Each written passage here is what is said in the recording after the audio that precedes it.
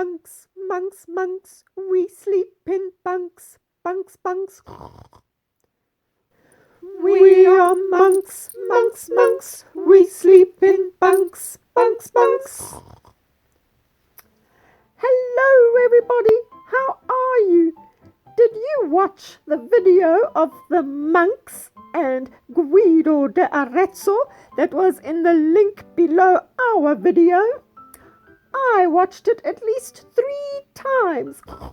It is short and fun to watch. I agree. I think I also watched it about 3 times. Are we going to learn more about the lines and spaces and how the notes move up and down the lines and spaces? Hi everyone. Yes, we will continue with the topic of lines and spaces, and especially with the topic of the clefs that we mentioned last time.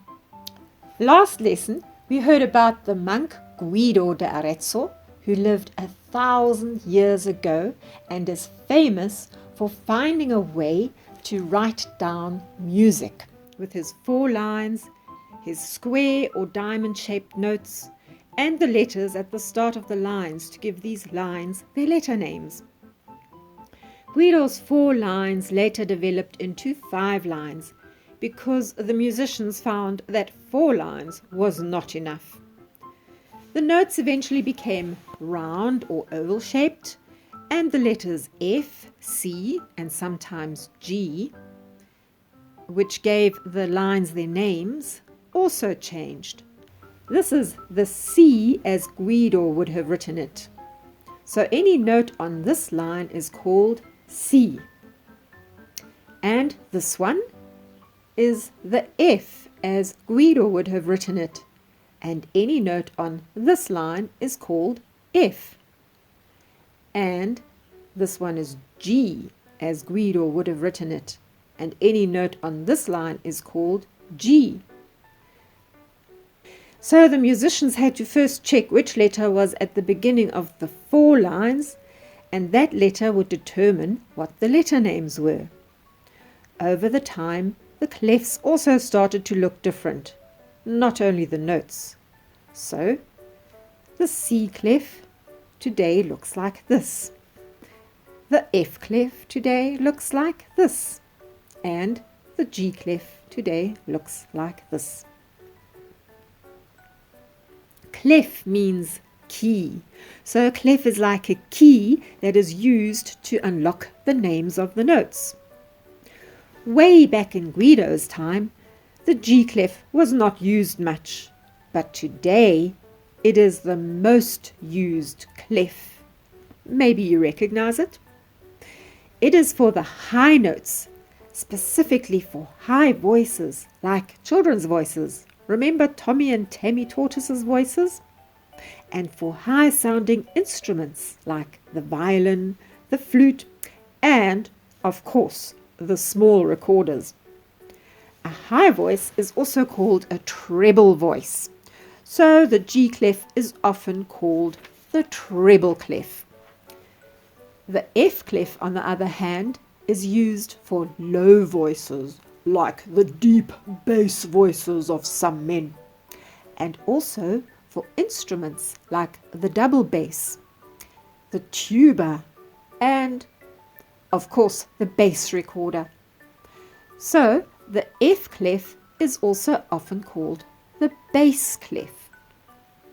The C clef is used for the middle voices, like alto, the voices of ladies and children who sing low, or also the tenor voices. Those are the higher men's voices.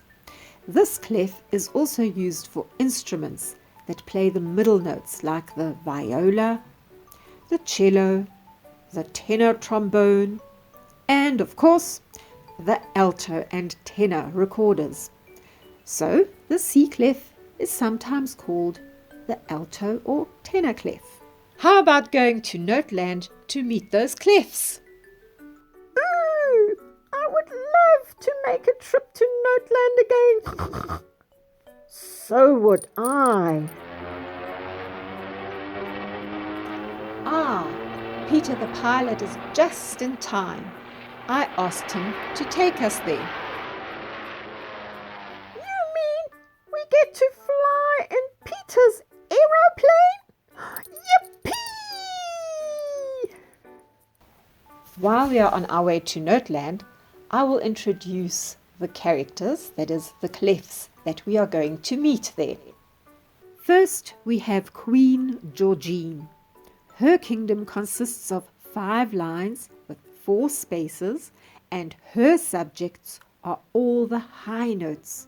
These high notes live on the lines and in the spaces. She shows us and all the small and high-pitched instruments and voices where the G line is, so that we can work out the letter names of all the notes from there. Then we have King Frederick. His kingdom also consists of 5 lines and 4 spaces. It is below Queen Georgine's kingdom, and his subjects are all the low notes. These low notes also live on the lines and in the spaces. He shows us and all the big and low-pitched instruments and voices where the F line is, so that we can work out the letter names of all the notes from that line.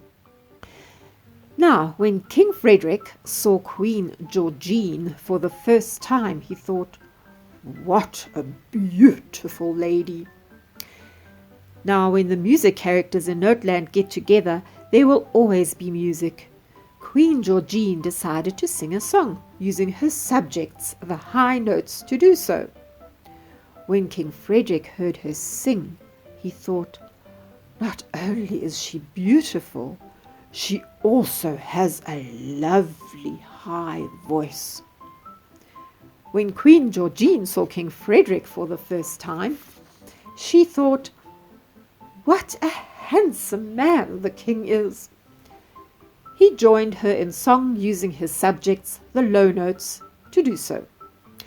When the queen heard him sing, she thought, "Not only is he handsome, he also has such a beautiful, deep and sonorous voice."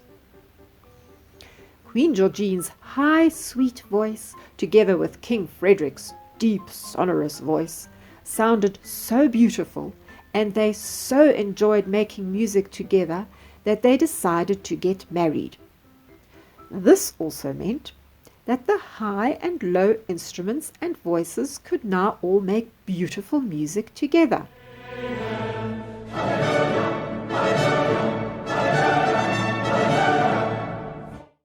On the piano, the right hand no longer had to play the high notes alone, and the left hand no longer had to play the low notes alone. They could now harmonize beautifully together. Queen Georgine and King Frederick had a son, Prince Christian.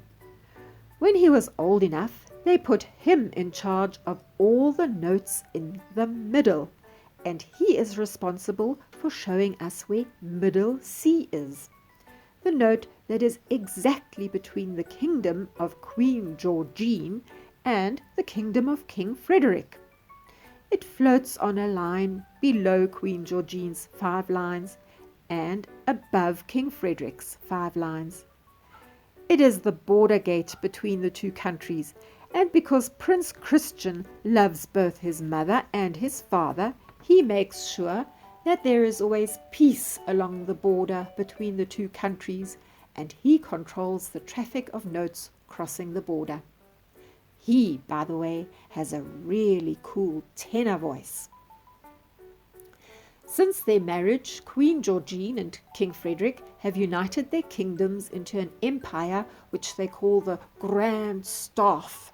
And when you bring together the notes from both kingdoms into one empire, you have grand sounding music.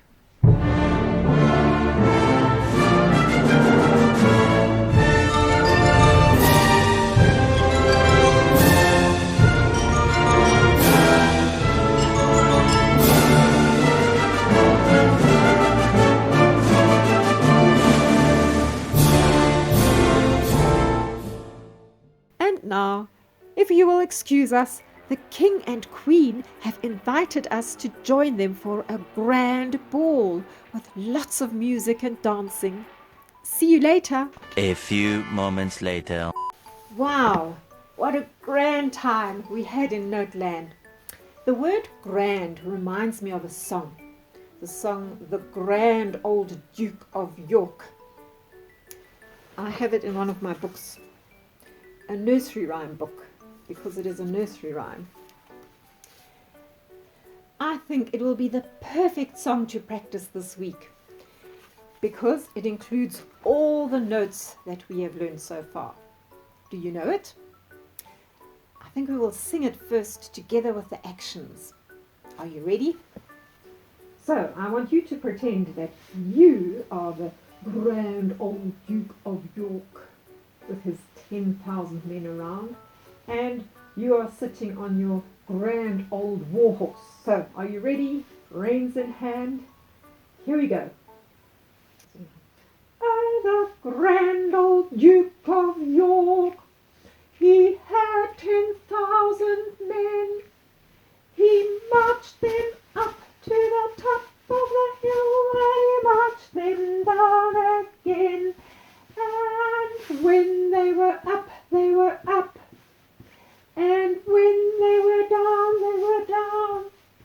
And when they were only halfway up, they were neither up nor down.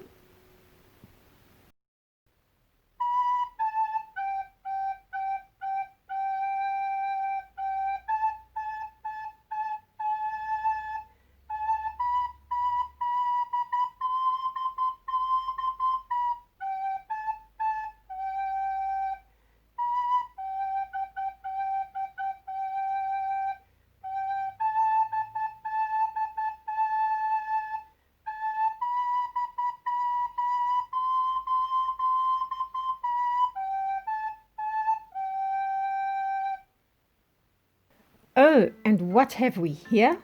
A dong note or half note with a dot behind it. That needs some explaining. If you take a magical musical magnifying glass, a normal magnifying glass won't work, you will see that the enlarged dot is a hop note or a quarter note.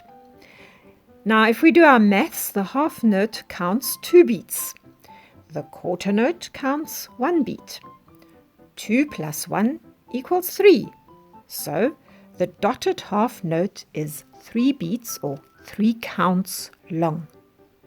If you want to sing along with the song and do the actions as well, just go back on your video and then you can sing along with me and do the actions along with me. And if you enjoy it a lot, then you can carry on singing and doing the actions while I play on the recorder. I've included a link with the song at the bottom of this video. Next time, we will have a closer look at Queen Georgine and her subjects. Goodbye until then.